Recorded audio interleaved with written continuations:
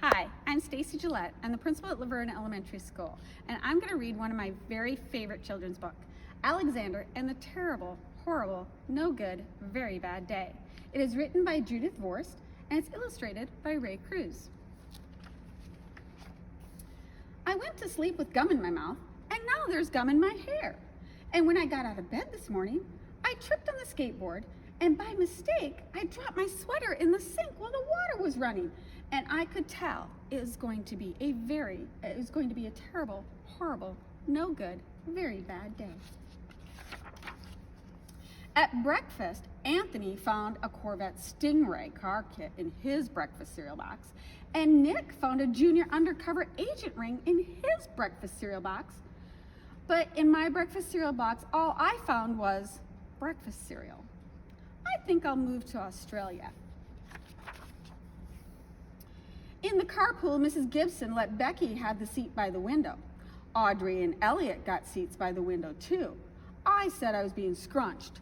I said I was being smushed. I said, if I don't get a seat by the window, I'm going to be carsick. No one even answered. I could tell it was going to be a terrible, horrible, no good, very bad day. At school, Mrs. Dickens liked Paul's picture of the sailboat better than my picture of an invisible castle. At singing time, she said I sang too loud. At counting time, she said I left out 16. Who needs 16? I could tell it was going to be a terrible, horrible, no good, very bad day. I could tell because Paul said I wasn't his best friend anymore. He said that Philip Parker was his best friend, and that Albert Moyo was his next best friend, and that I was only his third best friend. I hope you sit on a tack, I said to Paul. I hope the next time you get a double-decker strawberry ice cream cone, the ice cream part falls off the cone part and lands in Australia. There were 2 cupcakes in Philip Parker's lunch bag, and Albert got a Hershey bar with almonds, and Paul's mother gave him a piece of jelly roll that had little coconut sprinkles on top. Guess whose mother forgot to put in dessert? It was a terrible, horrible, no good, very bad day. That's what it was, because after school, my mom took us all to the dentist, and Dr. Fields found a cavity just in me.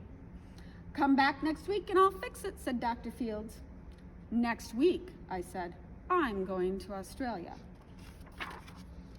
On the way downstairs, the elevator door closed on my foot, and while we were waiting for my mom to get the car, Anthony made me fall where it was muddy.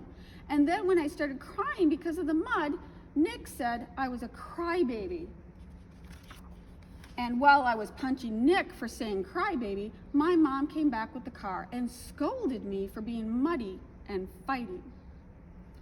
I'm having a terrible, horrible, no good, very bad day, I told everybody. No one even answered. So then we went to the shoe store to buy some sneakers. Anthony chose white ones with blue stripes. Nick chose red ones with white stripes. I chose blue ones with red stripes. But then the shoe man said, we're all sold out. They made me buy plain old white ones, but they can't make me wear them. When we picked up my dad at his office, he said I couldn't play with his copy machine, but I forgot. He also said to watch out for the books on his desk, and I was careful as could be, except for my elbow. He also said don't fool around with his phone, but I think I called Australia. My dad said please don't pick him up anymore. It was a terrible, horrible, no good, very bad day. There were lima beans for dinner, and I hate limas. There was kissing on TV, and I hate kissing.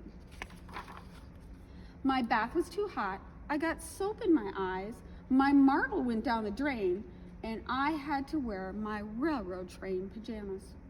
I hate my railroad train pajamas. When I went to bed, Nick took back the pillow he said I could keep, and the Mickey Mouse nightlight burned out, and I bit my tongue. The cat wants to sleep with Anthony, not with me. It has been a terrible, horrible, no good, very bad day. My mom says some days are like that, even in Australia.